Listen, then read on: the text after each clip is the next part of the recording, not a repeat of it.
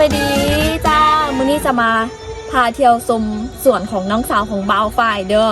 รู้สึกว่าแบบมื้อนี้เป็นโอกาสดีที่แบบเฮาพักเสาร์อาทิตย์เนาะท้ายอาทิตย์เฮาก็มาเที่ยวสวนเที่ยวบ้านเกิดเฮาเดี๋ยวพอดีตัวนี้อันคือในฤดูแล้งเนาะเฮาบ่ได้เฮ็ดนาเนาะเฮาก็เลยให้คนเขาเจ้ามาเซาปลูกผัก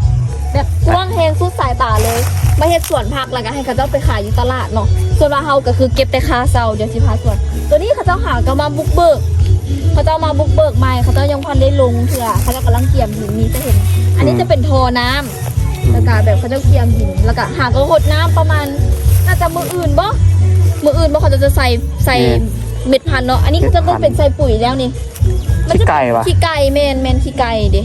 ขี้ไก่แมนขี้ไก่หมดเลยสุดๆเลยฟังนั่นอีกนี่ฟังนั้นมี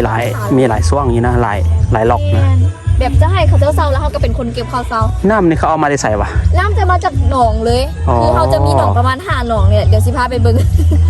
ดินตอนเดียวมีหนอง5หนองแล้วก็เจาะน้ำบาดาลนี่วะ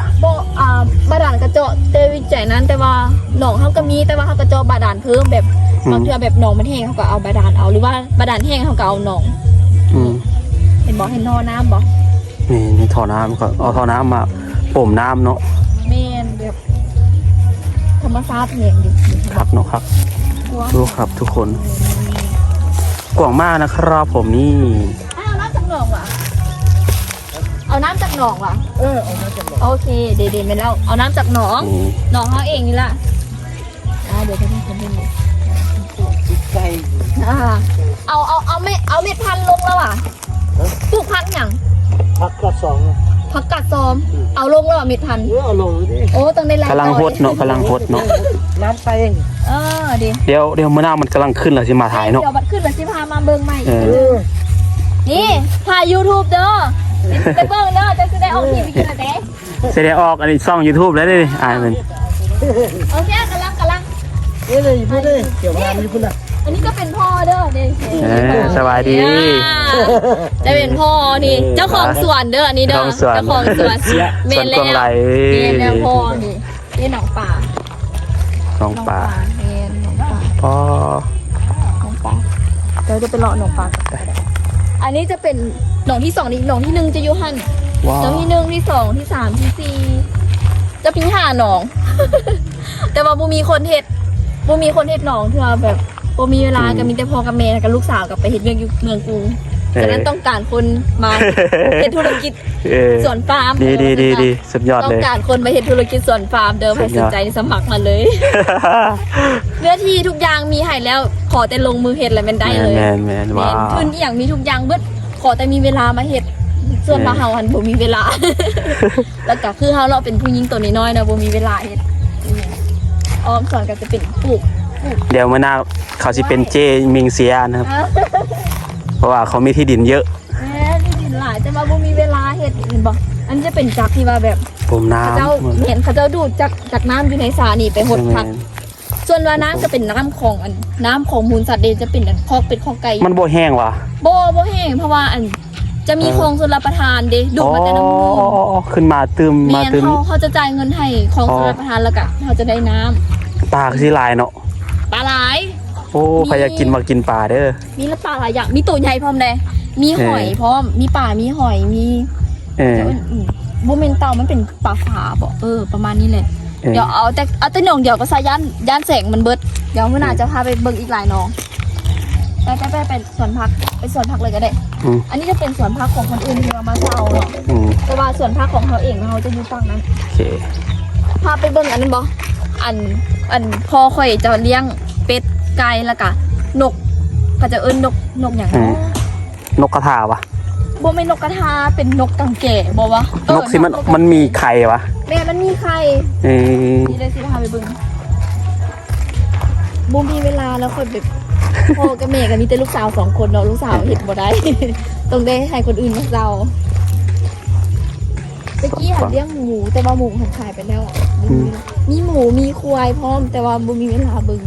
ต้องได้ขายเป็ดไก่มันนอนเลยโอ้เดี๋ยวทำไข่กับไข่นะทุกคนผู้ใดมาเผาอยู่นี่บ่มีไผ่เลยบ่มีไผ่เฝ้าเลย แบบขับแบบพ่อแม่กับไปนอนอยู่บ้านแล้วก็อยู่อีกบุ้ยให้เฝ้าใช่ปะเนี่ยก็เลยว่าโซนี่ก็เลยต้องการคนมาเห็นธุรกิจแทน ธุรกิจบ้านสวนเลยไผ่ต้องการสมัครมาด้วย ว้าวสุดยอดไปเลยครับนี่มีเป็ดด้วยนะครับเลี้ยงเป็ดโอ้มีเชียมีทั้งเป็ดทั้งไก่นะเยอะนะครับผม ได้นกเนาะ นกก็มี คือแบบที่เขาเลี้ยงเป็ดเนาะเวลาเขาเกิดเป็ดเนาะเป็ดแล้วมันก็จะขี่ใส่น้องเนาะป่ามันจะมาขี่เป็ดแม่นเขากับบ่ได้จำเป็นต้องซื้ออาหารป่ามาเลยป่ามันก็ใหญ่ตามธรรมชาติเลยนี่ตัวนี้ก็เป็นนกอย่างเนาะนกกังแกแม่นนกกังแก มันกู้คนแต่ว่า แม่นนกกังแก โอ้ มันมีหลายตัวได้เด้ มันมีลูกมันด้วย แม่น โอ้มีหลายตัวดีนะโอ้ว่า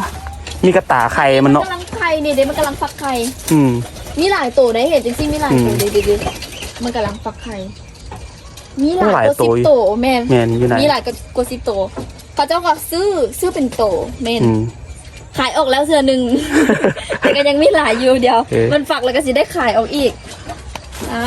อย่างสิพาไปเบึงโอ้คลิปหลายแห้งบอกเจ้าคันจากเบึงอีกแล้วมันต้องติดตามเด้อ แม่น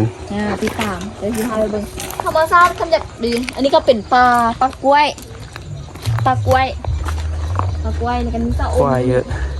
ตัวนี้จะเป็นคอกหมูเก่าเด้อคอกหมูเก่าบุมีไผ่มาเห็ดกันเลยต้องได้ขายหมู บุมีเวลาเบิ่งมันหลายแหงเดี๋ยวบุพูดสิเบิ่งอหย่าง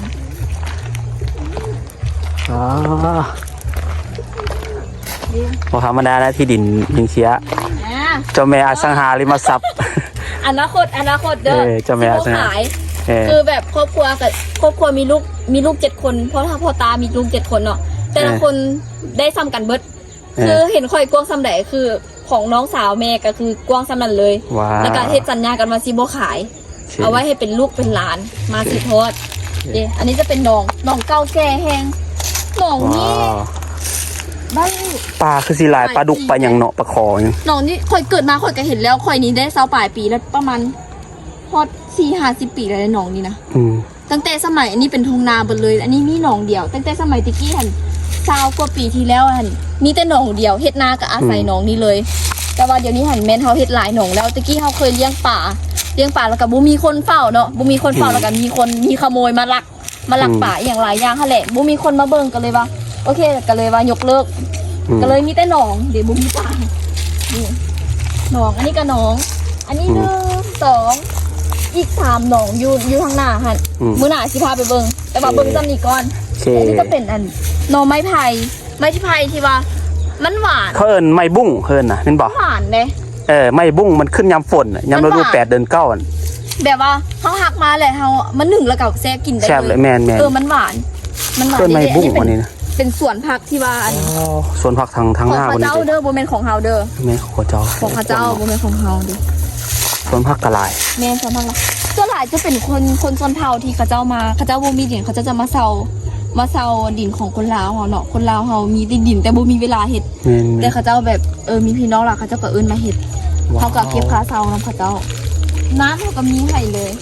ว้าวอันนี้หน่อยแล้วขายหลายแล้วพอหมูเก่าคิดทอดหมูอยู่ได้มันหมูตอนนั้นมีประมาณเกือบ10 ตัวนี่แหละแต่ว่าของหมูเก่าของเชียร์นี่มีเวลาต้องได้ขายเบิ่งบ่รอดมีแต่พ่อกับแม่2 คนแล้วก็แม่หันต้องได้เบิ่งสวนแล้วก็พ่อหันเบิ่งแบบพวกเป็ดไก่อย่างพ่อเบิ่งบ่รอดก็เลยต้องขายนี่มีในครอบครัวมันโตนึงนะอันนี้เป็นเป็ดเป็นแม่พันธุ์พ่อพันธุ์เห็นบ่ตัวใหญ่เขาเอาไว้เป็นพ่อพันธุ์เป็ดโคตรใหญ่เลยนะฮะเป็ดพ่อพันธุ์แม่พันธุ์เป็ด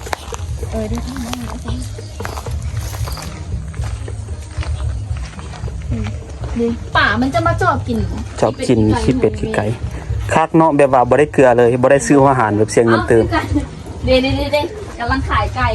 เขาจะมาซื้อไก่กำลังขายไก่ดิน้องแม่ว่าเดือนละแสนกีบนะนี่ลูกค้ามาซื้อไก่นะครับซื้อไก่ลาดนี่เลี้ยงไก่สุดยอดครับผม100,000เดี๋ยวหารกันเลยถือเท่าไหร่โลละ100,000 กีบนะ100,000 กีบเงินลาวทุกคนก็น่าจะหลายบาทอยู่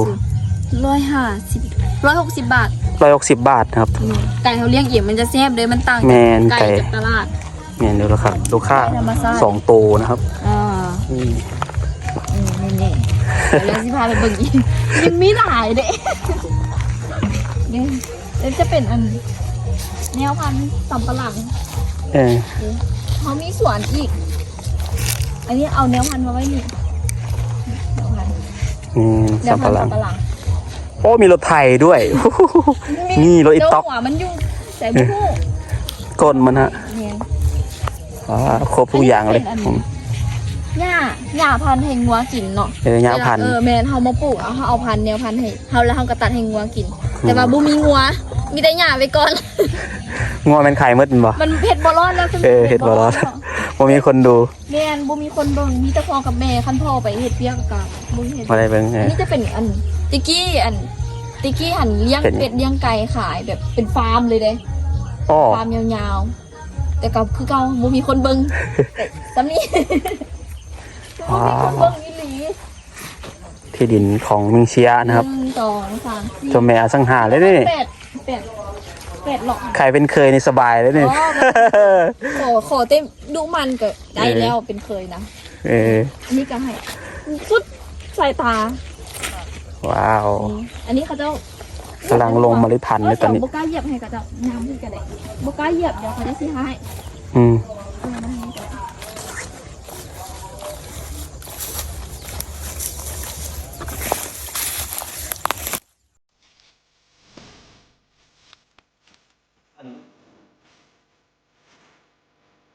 จะสั่นมันเป็น ลงทะเลก่อนตามเดี๋ยวหน้าเดินเจอกันบ๊ายบาย